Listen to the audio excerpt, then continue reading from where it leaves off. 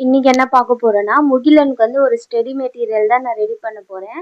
அதுவும் வீட்ல இருக்கிற வேஸ்ட் பொருள வச்சு ஈஸியா எப்படி செய்யலாம் அப்படின்றத தான் இன்னைக்கு பார்க்க போறோம். அத நான் எப்படி செய்ய போறேன் அப்படின்றத பார்க்கலாம் வாங்க. இப்போ நமக்கு ஸ்டடி மெட்டீரியல் செய்ய என்னென்ன பொருள்னு பார்க்கலாம் வாங்க. தேவையான பொருள்னு பார்த்தீங்கன்னா, ஃபர்ஸ்ட்டு சார்ட்டு நான் 2 கலர்ல எடுத்துக்கிட்டேன். அதுக்கப்புறம் கார்ட்போர்ட், அதுக்கப்புறம் மார்க்கர், ஸ்கேல், பென்சில், சீசர். இதுதான் நம்ம மெட்டீரியலுக்கு தேவையான பொருள். இப்போ வந்து நம்ம கார்ட்போர்ட்ல வந்து நமக்கு தேவையான அளவுக்கு கட் பண்ணி எடுத்துக்க போறோம். நான் வந்து ஒரு மெஷர்மென்ட் பேப்பர் வச்சிருக்கேன். அதுக்கேத்த மாதிரி நான் மார்க் பண்ணி கட் பண்ணி எடுத்துக்க போறேன். எனக்கு வந்து ஒரு 12 பீஸ் தேவை. அதனால நான் வந்து 12 பீஸுக்கு ஏத்த மாதிரி கட் பண்ணி எடுத்துக்கிறேன். இப்போ வந்து கட் பண்ணி எடுத்துட்டேன். கொஞ்சம் நல்லா இல்லாத இருக்கிற அந்த கார்ட்போர்ட வந்து கட் பண்ணி எடுத்துக்கிட்டேன்.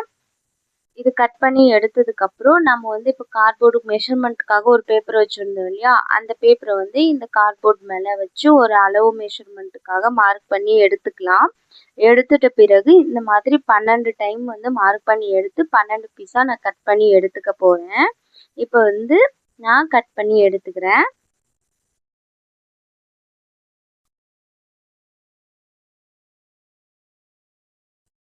பொறுமையாக கட் பண்ணுங்க. இந்த மாதிரி இப்போ 12 பீஸ் நான் கட் பண்ணி எடுத்துக்கிட்டேன்.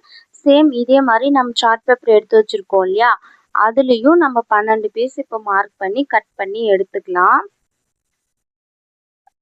சார்ட் பேப்பரில் மெஷர்மெண்ட் சார்ட் பேப்பரில் எடுத்துக்கிட்டாலும் சரி, இப்போ கட் பண்ணியிருந்த கார்ட்போர்டில் எடுத்துக்கிட்டாலும் சரி, எதில் எடுத்தாலும் சரி, ஆனால் மெஷர்மெண்ட் வந்து ஒரே மாதிரி மார்க் பண்ணி எடுத்துக்கோங்க. இப்போ இதை வந்து நான் மார்க் பண்ணி கட் பண்ணி எடுத்துக்க போகிறோம். சேம் எப்படி கார்ட்போர்டை வந்து நம்ம கட் பண்ணி எடுத்துக்கிட்டோமோ அதே மாதிரி தான் சார்ட் பேப்பரையும் அதே அளவு மெஷர்மெண்ட் பார்த்து நம்ம அளவு பார்த்து கட் பண்ணி எடுத்துக்க போகிறோம். அதே மாதிரி நானும் ஷார்ட் பேப்பரில் 12 பீஸ் கட் பண்ணி எடுத்துக்கிட்டேன். இப்போ ரெண்டுமே நான் வந்து கட் பண்ணி எடுத்துக்கிட்டேன். இதுக்கப்புறம் பார்த்தீங்கன்னா நான் வந்து உயிரெழுத்துக்கள் தான் இன்றைக்கி எழுதிக்க போகிறேன். அதனால் நான் கட் பண்ணி வச்சுருந்த சார்ட் பேப்பரில் வந்து உயிர் எழுத்துக்களில் நான் ஃபஸ்ட்டு பென்சிலில் ட்ரா பண்ணி எடுத்துக்கிறேன். இப்போ நம்ம எடுத்த உடனே ஸ்டிக்கில் எழுதும் போது கொஞ்சம் நல்ல ஹேண்ட் ரைட்டிங் வராது.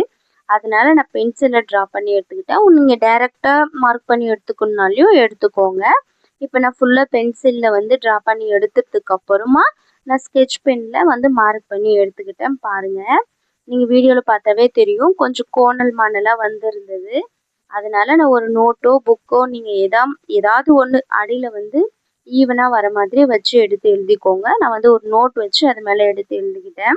இப்போ வந்து 12 உயிரெழுத்துக்களையும் நம்ம அளவு பண்ணி கட் பண்ணி வச்சுருந்தோம் இல்லையா, அந்த சார்ட் பேப்பரில் எழுதிக்கலாம். இப்போ வந்து நான் 12மே எடுத்து எழுதிக்கிட்டேன். நம்ம இப்போது பென்சிலில் இருக்கும் இல்லையா, அது வந்து அசிங்கமாக தெரியும். அதனால் அதை ஃபஸ்ட்டு எரேஸ் பண்ணிடலாம். எரேஸ் பண்ணிட்டதுக்கப்புறமா இப்போ நம்மளுடைய உயிரெழுத்துக்கள் வந்து ரெடி ஆயிடுச்சு. இதை வந்து நம்ம இப்போது கார்ட்போர்டில் வந்து பேஸ்ட் பண்ணிக்க போகிறோம்.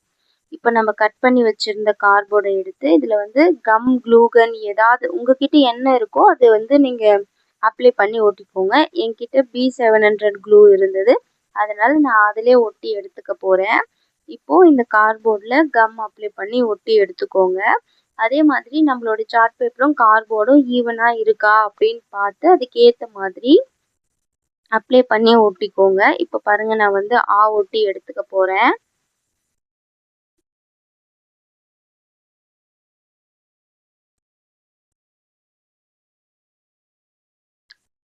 இப்போ இந்த மாதிரி கம் போட்டு ஒட்டி எடுத்ததுக்கு அப்புறமா எல்லா சைடும் நல்லா அப்ளை ஆகுற மாதிரி கையில் வந்து நம்ம ப்ரெஸ் பண்ணி விட்டுக்கலாம். இதே மாதிரி 12 பீஸையும் கார்ட்போர்டில் வந்து ஒட்டி எடுத்துக்கலாம். ஆல்மோஸ்ட் நான் வந்து இப்போ ஒட்டி எடுத்துக்கிட்டேன். அவ்வளோதான், இப்போ நம்மளுடைய ஸ்டடி மெட்டீரியல் வந்து ரெடி ஆயிடுச்சு. நீங்கள் இப்படியே யூஸ் பண்ணுறதுனாலையும் யூஸ் பண்ணிக்கலாம். நான் வந்து எக்ஸ்ட்ரா வந்து ஐஸ்டிக் இருக்கு இல்லையா, அது வந்து நான் வந்து அப்ளை பண்ணிக்கிறேன்.